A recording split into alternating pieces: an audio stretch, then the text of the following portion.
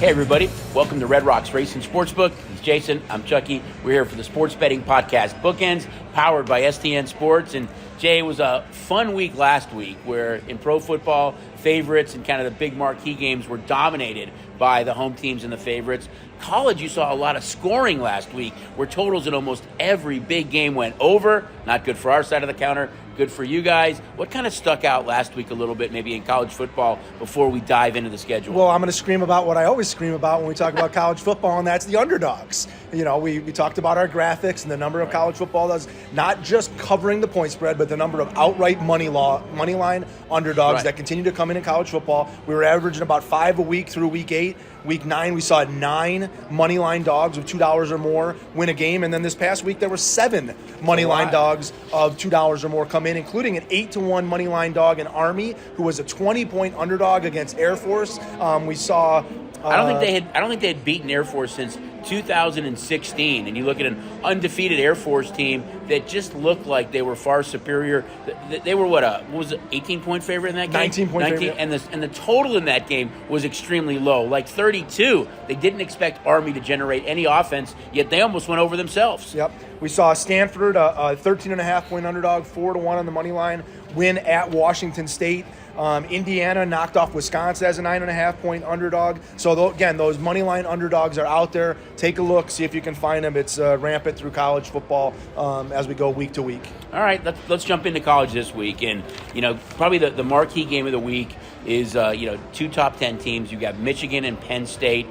Game opened up with Michigan a 5-point favorite. Game has started to trickle down just a little bit right now. But Franklin for Penn State has not done good in his career against Michigan, Ohio State, and Wisconsin. A couple of interesting kind of betting trends here. Michigan is 5-0 this year against the number on the road. Penn State is 5-0 straight up in their last 5 home games, but Penn State at home in their last 14 home games is 13-1, and maybe that's why we've seen this number start to come down just a bit. Yeah, you talked about Franklin's struggles in the big games. They lost this game to Michigan last year, 41-17, so they've been kind of blown out again in another big game. Penn State is 5-0 at home, like you talked about. I don't know if we're going to get a whiteout in Penn State. I'm this sure week. we will. Right. Michigan's closest or least margin of victory has been 24 points. They've been absolutely dominant. They haven't played any of the who have they the played? good teams. Right, they played the softer teams throughout the league. Connor Stallions is not going to be with them this week, so maybe Penn State has a chance in putting some new plays that Michigan doesn't know about. Not going to say anything. Yeah, this is the marquee game on the schedule, I think, this week. Obviously, we have a couple good ones, but when we talk about Pac-10 and teams that are going to find themselves potentially into this playoff, obviously this game has a major implications into that playoff seeding. It did surprise me a little bit that we've seen some of the early action come in on Penn State just because of their struggles. We know that at Franklin has really, especially this year, it has really stood out that he has just beat the you-know-what out of some of the lesser teams to the point where we've seen them cover late in the game where they could have taken a knee. But against these big schools, he really has struggled. He needs one of these kind of feathers in his cap, marquee-type games against a team right now that is destined or looks to be destined for the college football playoff. Yeah, and we'll see if Drew Aller can put a big game together against a big-time opponent.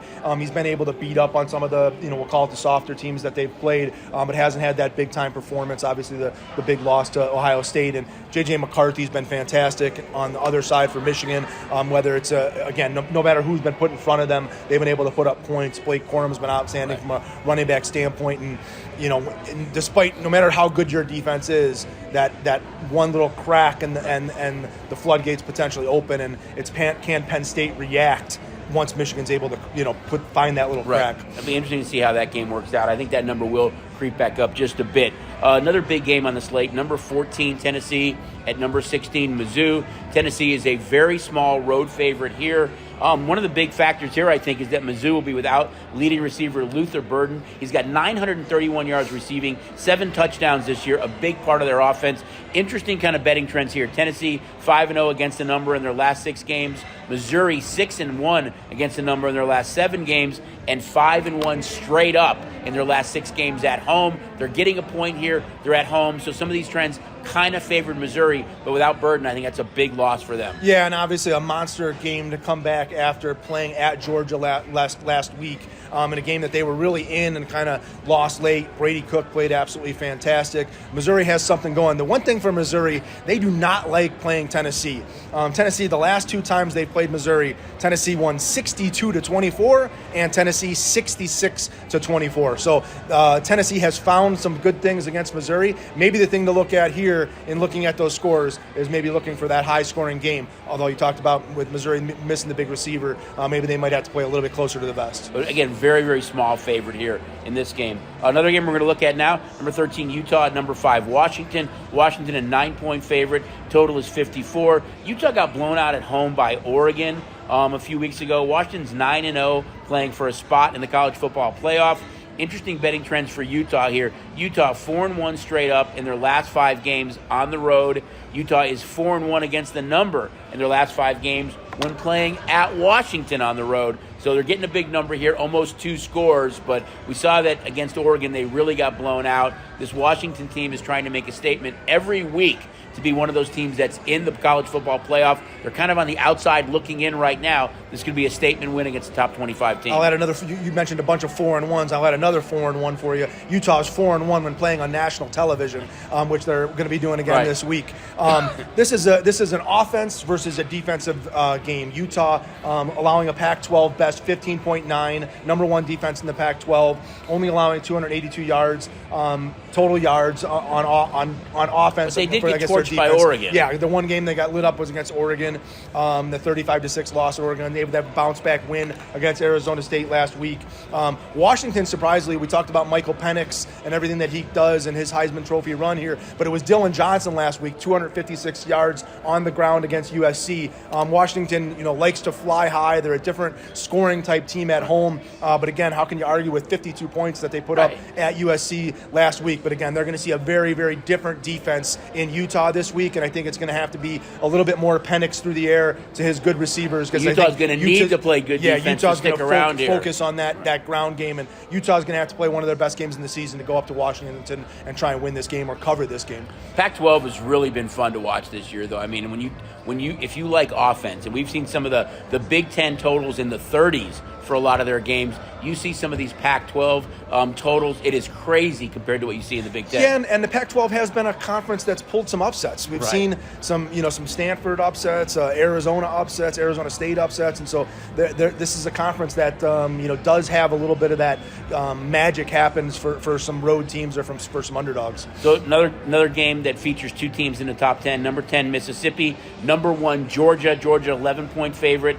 Total is 59. Mississippi is 5-0 straight up in their last 5 games. Here's kind of a big trend for me as far as looking at this game and the total. The total has gone under in 8 of Mississippi's last 9 games when playing Georgia. We know Georgia likes to play defense. We know Mississippi with Dart can really kind of open it up and score some points. But when these 2 teams have met 8 of the last 9 times, the total has been very low and has gone under. Yeah, Mississippi obviously with the big lost 24-10 at Alabama. You talked about since that time they've won 5 straight games. In those games they've averaged 36 points a game. Jackson Dart's been absolutely fantastic for them. Quidshawn Junkins, the running back who we had on our Heisman Trophy list for quite some time, is a dynamic running back.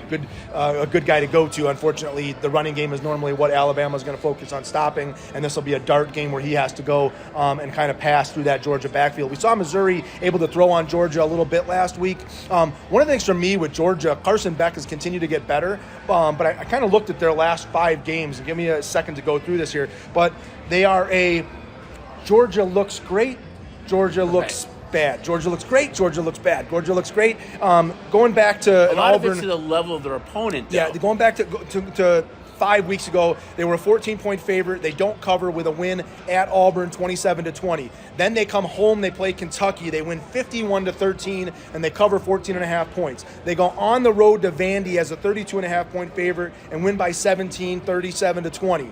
They go in a neutral site game against Florida, 43-20, cover the 14.5, look fantastic against Florida. Come home last week against Missouri, win 30-20, don't cover the 14 points. So that's 6 consecutive games where they cover, don't cover, cover, don't cover. So if you're keeping track of that, they didn't cover last week.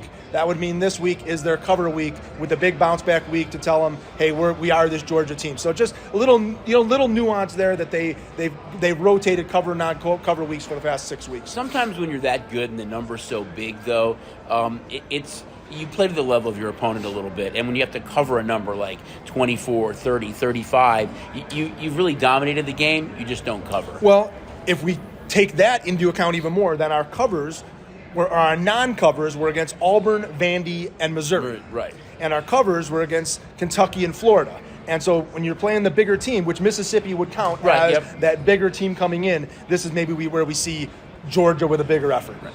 All right, so now Friday night in our own backyard, Wyoming and UNLV.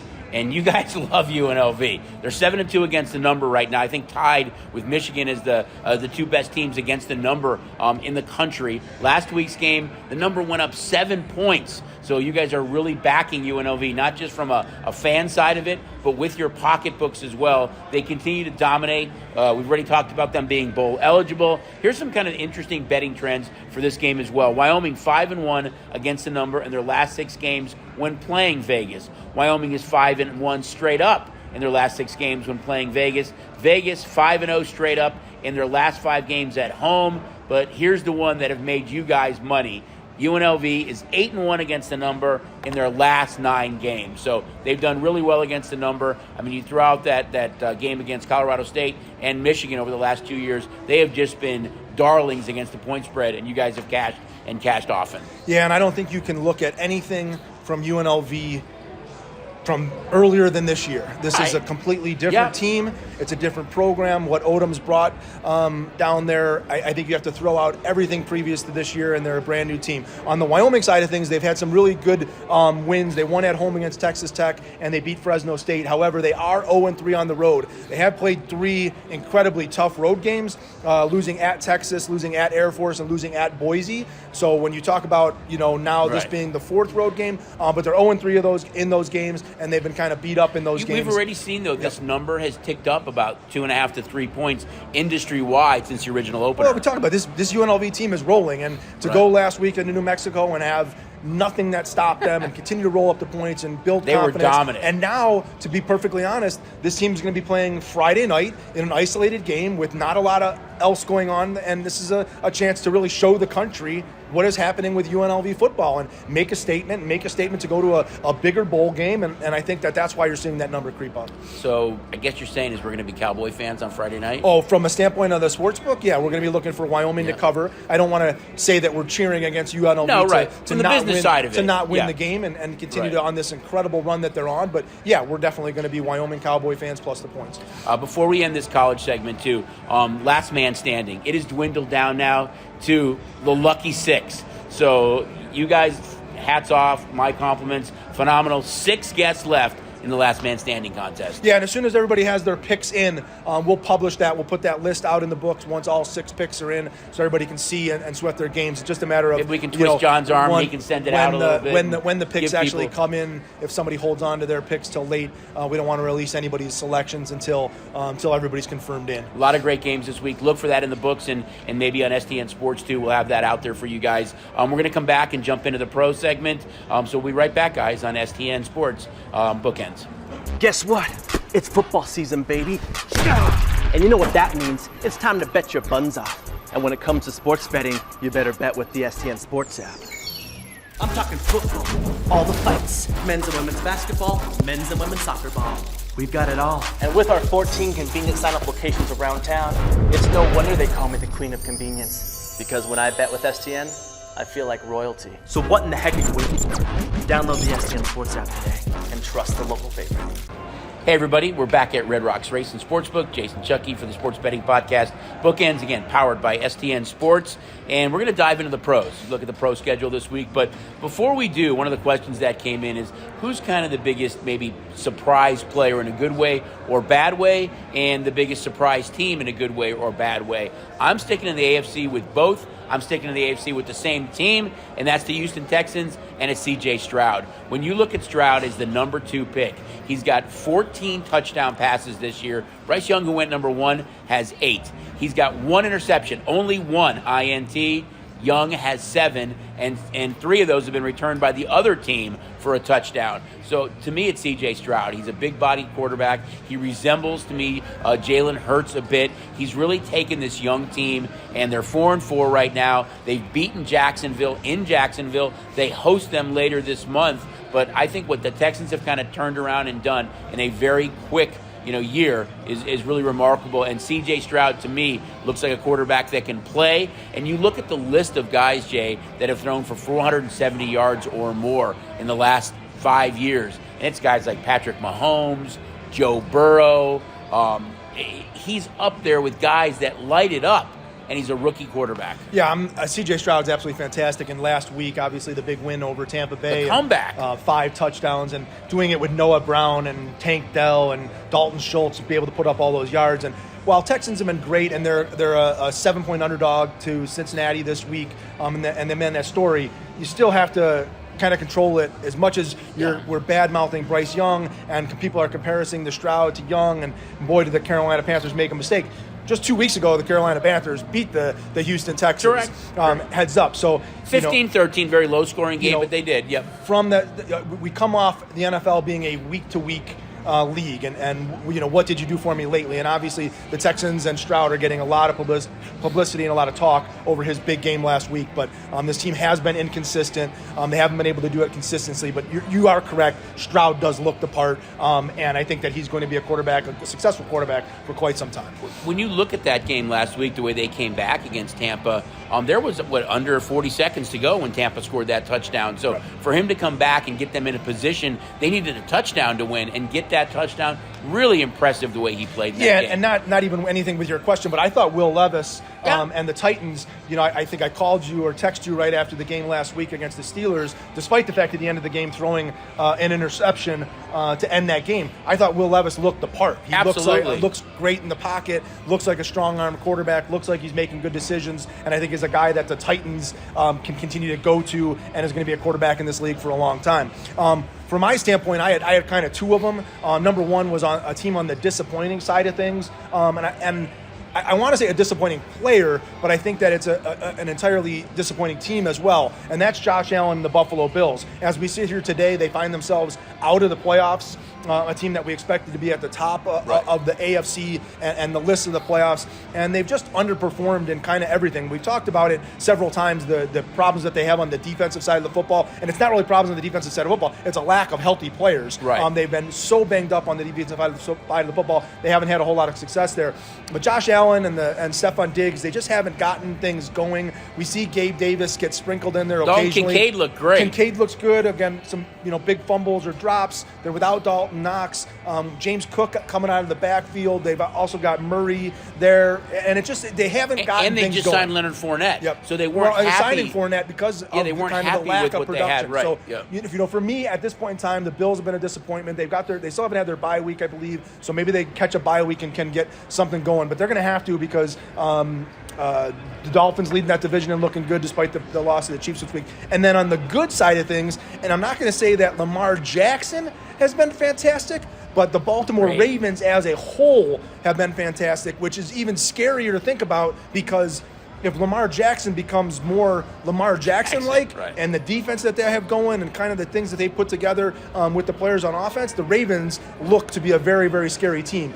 They host the Cleveland Browns this week, and the Browns have been absolutely fantastic on the defensive side of the football and struggled on the offensive side of the football, especially while Watson was out for those several weeks. This is a rematch from a game a couple weeks ago where the Ravens absolutely dominated the Browns 28-3, I think in Dorian it was, Thompson-Robinson's first official start in the NFL. Didn't go all that well. They weren't really able to get anything going on offense. They'll have Watson back this week, and I think that this defense for the Browns is really clicking, and they want their shot at Lamar Jackson. But, man, Baltimore, between that mix of Lamar Jackson and what they have going on defense, they look like a dangerous team. Yeah, I think in Lamar's case, if he could just start to get that kind of rapport with those wide receivers. We haven't really seen Flowers, Bateman, Beckman, Mark Andrews really take off yet.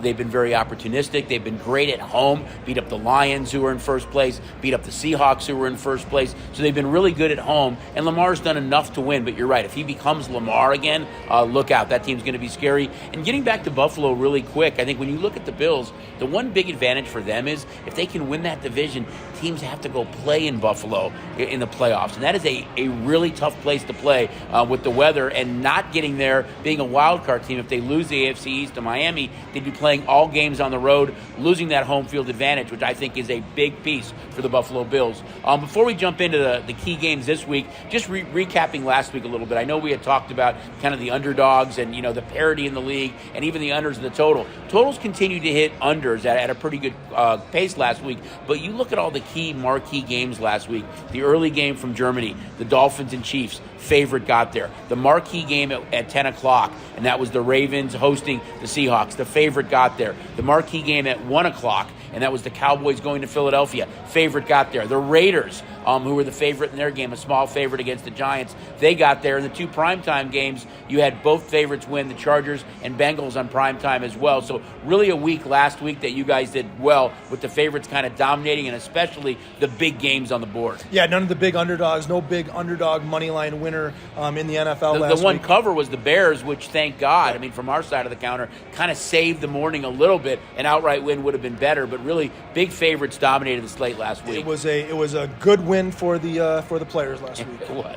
All right, let's dive into it now, Jay. Thursday night football, and this is the Panthers and Bears. Maybe not exactly the 2024 NFL draft game, as we'll call it. Two young quarterbacks. It looks like Justin Fields may be back for the Bears right now. Bryce Young has really struggled a bit.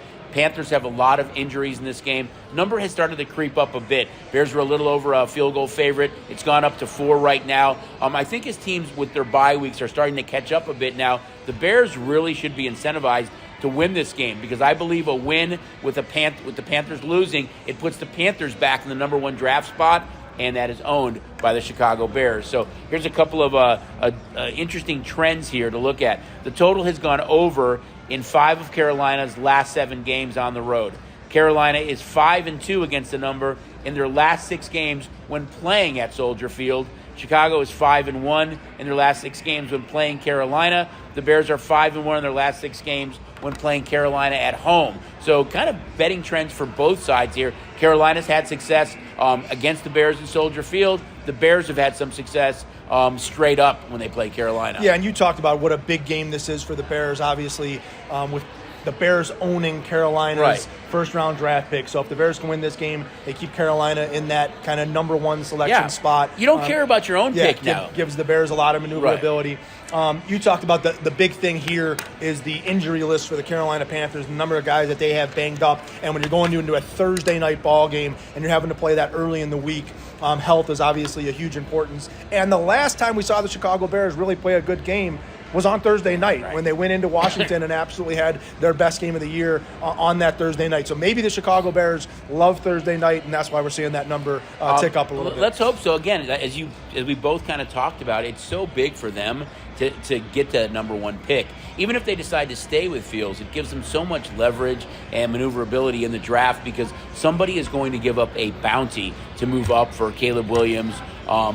And I think if you're in that number 1 spot, you really have an opportunity to kind of maneuver up and down the draft board. You don't care about your spot, your pick as much. It could be 3, 5, 8, 10. It doesn't matter. It's critical to get that number 1 pick. Yeah, and we saw them play well last week against the Saints. It was really more the running game. Foreman was absolutely fantastic in the running game for them. I think he just came up just short of 100 yards. Right. If he's able to do that again, the Bears are able to... Well, Khalil Herbert should be back this week as well. Control the clock even more so. If they're able to get that running game going, the Carolina Panthers can be beat that way, and obviously they struggle a little bit on offense. Not that the Bears are a juggernaut defense or have had a whole lot of success on defense, but this is a team that shouldn't be able to roll up a lot of points on them, and we should see both these teams maybe focus a little bit more on the ground game. Yeah, I think you look at last week too, and Bajan had 3 turnovers, or 4 in the game, but 3 in the fourth quarter, which really affected the outcome of that game. Yeah, turning the ball over. I think the Bears had 5 turnovers total in the game that really sealed their fate at New Orleans last week. All right, so now we're going to look at, I know we talked about it a little bit earlier, that's Browns-Ravens. Big game in the AFC South, or AFC North, excuse me.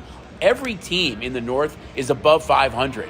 So right now you can look at that division and say that's the best division in football. You mentioned how dominant the Ravens were when they played at Baltimore, but Watson should be here in this game.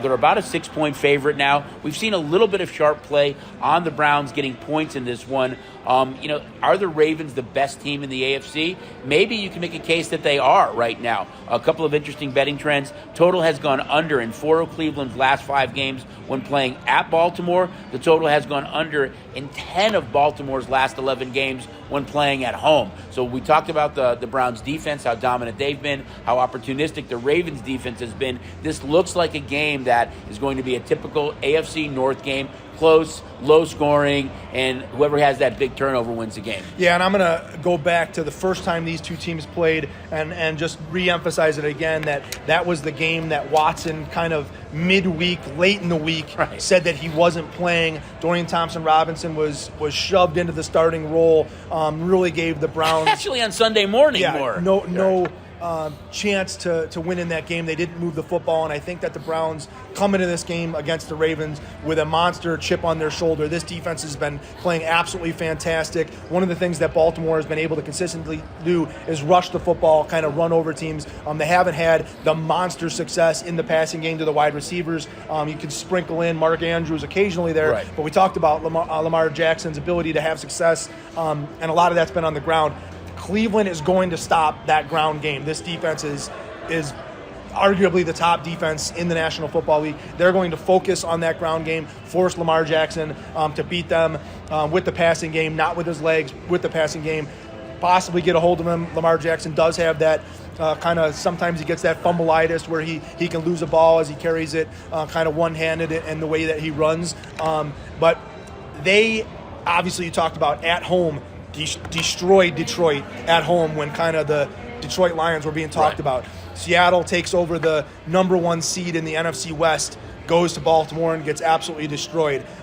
This is that, interconference game, two teams that know each other, and this is going to be some smash mouth football. This is a game that I have circled to watch on Sunday morning. Oh, it's definitely one of the marquee games of the week, and I think that's maybe why we've seen some sharp play on the Browns a little bit, getting the points, is because of the way that they play defense, and maybe they can hold Lamar in check a bit in this game. Yeah, and Amari Cooper and Watson did find some connections last week, so we have seen Ford being able to run the football. Njoku's finally got a little bit more involved in the offense, so I think the Browns are only getting better as they get Watson back, and obviously Watson's first week back was last week, so his more, we'll call it time on device or getting himself back into game shape is only going to be good for the Browns. You just said it, his Moore, I think it's Elijah Moore is kind of a key too. I mean, they made that big trade in the offseason. Get him more involved. They traded Peoples-Jones to Detroit. So really that tandem of Moore at one side and Njoku and Cooper, I think you really need to get more involved a little bit more as well. So we'll see how that works out. Another big game now. You got AFC against NFC.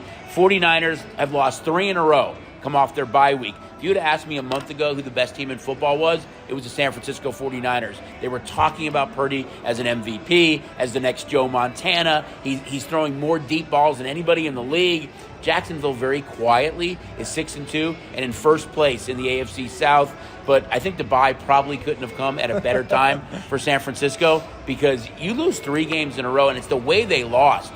Defensively, I mean, no pressure at all on Kirk Cousins. Just played really bad in 3 straight games. Maybe they were reading some of their press clippings. They went out and made a big trade at the deadline as well and got Chase Young. Now, you think about that defense with Bosa and Chase Young and Gregory and everybody else there. They can come after it, but they're pushing all their chips into the middle of the table right now. I see no way from a salary cap perspective that they can sign Young. They wanted to add another pass rusher on the opposite side of Bosa, but it's a Niner team that, for whatever reason, just hasn't looked good for 3 straight weeks. Well, you talk about they go back 4 weeks, 5 weeks actually with the bye week. They looked like the best team in the NFL, sitting 5-0. Right. Absolutely destroyed the Cowboys. I think it was a Sunday afternoon game, maybe it was a Sunday night game that they did that. And then they went to Cleveland in a game that they were almost a touchdown favorite. We talked about this Cleveland Browns defense, and Cleveland just absolutely dominated them, made Purdy look like a last round Mr. Irrelevant draft pick. Then they go to Minnesota, lose to Minnesota. Then they come home and they lose to Cincinnati off their bye, and we've seen this Joe Burrow and Cincinnati start to get back at things. And then they hit their bye week. Probably hit their bye week at absolutely the perfect time, because part of the reasons for those losses was Deebo Samuel was out or ineffective in those games. Trenton Williams was hurt. They were starting to get banged up. Christian McCaffrey is still on his touchdown streak, and they've been absolutely fantastic from that standpoint. So I think them hitting the bye week was absolutely the perfect time. And I think on the flip side of the Jacksonville Jaguars, I don't think they wanted to hit their bye week. They didn't want it, right. This team was absolutely rolling. We saw them play back-to-back with a big win over Buffalo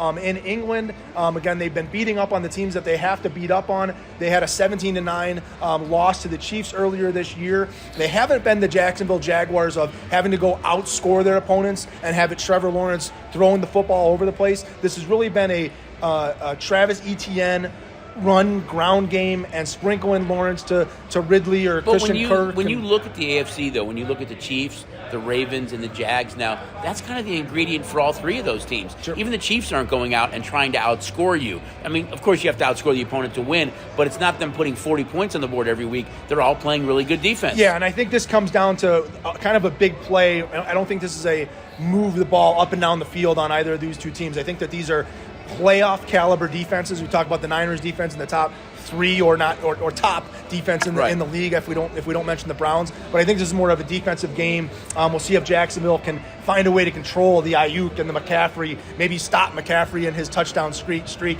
But again, this is a monster game on the board, and the Niners, despite the fact sitting 5-3 and Seattle coming off the loss, I think that they want to find their way back to the winning ways. A loss here, you really start to have some questions about what's going on in San Francisco, losing 4 straight, sitting 5-4. So I think this is a bigger game for the Niners than obviously Jacksonville, sitting atop the AFC South with really no threat from any of those other teams in the South, albeit the Texans playing better. The Texans are 4-4 and have beaten them once. But the Colts, they're most likely not going to be threatened as we move forward here. But a big game for the Niners. Yeah, I think you come off your bye. You're getting a little healthier right now. It's not an easy team to go play against Jacksonville. A couple of really quick betting trends here. Niners are 5-0 against the number in their last 5 games against Jacksonville. Niners are 17-4 straight up in their last 21 games. But for Jacksonville, 5-0 against the number in their last 5 home games. So we'll see how it bodes for San Francisco traveling to Jacksonville. Okay, we mentioned it earlier. Texans-Bengals, kind of the battle of two hot teams. Since he's a 7-point favorite, total is 48. This is a Bengal team that started last year 0-2, started this year 0-2. They were 1-3 after 4 games, but they've been red hot since that time. They've won 4 straight games. Joe Burrow looks phenomenal. You can tell he's definitely getting healthy. He's able to run the ball a little bit. He's finding his wideouts. He's got, I think, over the last 3 games, 10 touchdowns, only 2 INTs. He looks like the Joe Burrow that we thought he'd be this year. For you fantasy guys that have him, he's definitely starting to play like that again. It's against a young Texan team. I can see a lot of points scored in this one. I think the big key right now for Cincy is, will Jamar Chase play or not? He's listed as questionable. You saw him get injured in that game against Buffalo when he fell on his back. He says he's playing, but he is questionable right now in this game. Yeah, I think Cincinnati looks the part of the Cincinnati Bengals that we saw play in the Super Bowl just 2 years ago. They look absolutely fantastic. They're starting to click with things on all cylinders when we're throwing in a Chase to Higgins to Boyd. And I think Higgins played really well. The most important piece is also getting Mixon involved out of that backfield. Joe Burrow doesn't make a lot of mistakes. He's going to put his guys in winning situations if he has time. The thing that really hurt the Bengals coming out of the box this season was that offensive line, unable to protect Burrow, unable to keep him standing. I think it was a combination of not being able to protect him great, but he wasn't mobile at all. His calf was he's been so up. much more mobile the last 4 weeks, where he's run for some big first downs. I think against San Francisco, he ran for 55 yards against that defense. That was the difference maker in that game, that he continued to keep the chains moving. Yeah, and one of the bigger things for the Cincinnati Bengals has been the question marks on their back end. They had a lot of guys leave during free agency on the defensive side of things, and could they stand up on that back end and cover receivers? And obviously we saw them Sunday night able to knock off the Bills and look good in covering Diggs and the weapons that the Bills have. And now you talk about the Houston Texans bringing in their new weapons in C.J. Stroud, and we talked about the big game for Noah Brown and the big game for Tank Dell.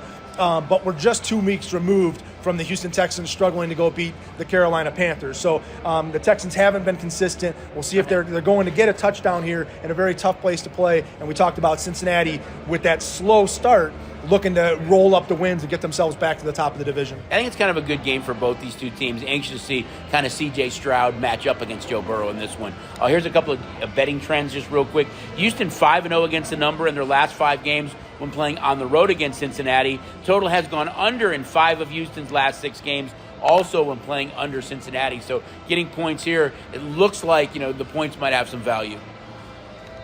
You said it. It's you're going with that Texans. You talked about the hot Texans. I am. I think there's some value there. Big points that they put up last week is now that way. Sunday Night Football in our own backyard, Allegiant Stadium. The Jets come to town against the Raiders, who looked like a different football team against the Giants last week. They, different atmosphere, different coach, different GM, different energy. Although Adams really hasn't been involved at all, it was the best game of the year for Jacobs. He had over 100 yards. Unfortunately, the last 2 carries went backwards, so he ended up finishing with 98 yards. But this is a Raider team right now that just looks rejuvenated against the Jet team that they were clicking on all cylinders. Zach Wilson really played a bad game on Monday night. They didn't go out and get a quarterback, so they're sticking with Zach Wilson. They're a small favorite here, but hey, it's a tough place to play when the Raiders now seem to be trending in the right direction. Yeah, and we talk about the energy and the atmosphere of Allegiant Stadium after the firing of McDaniel, and Antonio Pierce steps in and he's able to get the guys going. And really the whole week we were talked about that the players were kind of leading practices, calling the plays, doing the things. We saw O'Connell have a good game at the quarterback position, but the New York Giants can make everybody look good. The Giants are not a good football team, and then Daniel Jones goes down less than a quarter into that game, and we see Tommy DeVito, and there was no threat of anything from the Giants that entire game, and the New York Giants are going to continue to make teams all year look great because they have really no semblance of anything. If you can stop Saquon Barkley, who looked like he was going to have a solid game after the first couple carries. He looked like he was going to be able to rush the football, and then for some reason the Giants just went away from him rushing the football, obviously because they got down. But that New York Giants team makes a lot of teams look really good. This New York Jet defense that's coming into Allegiant this week is an excellent defense. They are going to get after O'Connell. They are going to stop the Raiders. The big problem for the New York Jets is their offense is equally as atrocious as the New York Giants. Zach Wilson, if you watch the Monday night game, and we had to listen to Aikman and them, they talked about it. They were not shy this week in absolutely destroying Zach Wilson. He doesn't feel the pressure. His ability to not hit open receivers, to not see open receivers, to not lead guys, to not call audibles. This New York Jet offense is bad.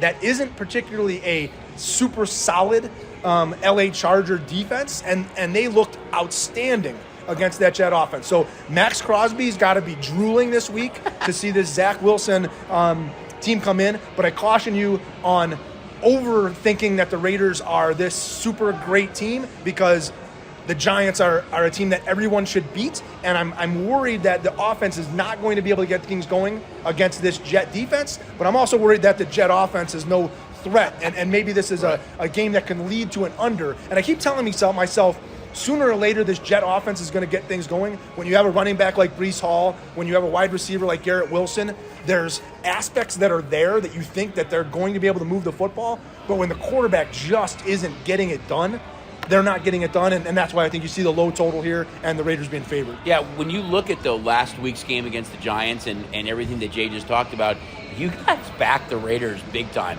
You had kind of gone off them the week before against Detroit, and they looked horrible in that primetime game, but you came back. It was arguably our biggest decision of the day in all categories, and you did really well in the Raiders. Kind of curious to see where this number goes. It started to trickle down a little bit now. We've seen some Raider money come in. Anxious to see where it goes. But to Jay's point on maybe the under, here's some trends, guys. The total has gone under in 10 of the Jets' last 13 games. Again, points to the quarterback play. The total has gone under in 5 of the Raiders' last 5 home games. So 5 for 5. The total has gone under in 6 of Vegas' last 7 games. So both these teams do struggle a little bit offensively. You could see a lack of scoring here as well. Yeah, and even Monday night, the Chargers' offense wasn't awesome. But it stayed under. You saw the punt return for a touchdown, and that was kind of some of the stuff that led to the points. But the Jets, you just keep waiting every week for them to potentially get something going. And we talked about the Giants making everybody look good. This Jets team could score on the Giants, just 2 weeks ago, they were able to kind of steal a game after Gano missed a kick for the Giants. So this Jet offense has been really, really bad for several weeks in a row. So we're looking at the Monday night game right now, and that's the Broncos coming off their bye week. Probably could have put them in the category of maybe a disappointing team this year as well. They're playing the Buffalo Bills, who Jay talked about, 5-4 on the outside looking in right now. They're a little bit over a touchdown favorite at home. They need a big win here. And you look at a Bronco team that gave up 70 points to that Dolphin offense.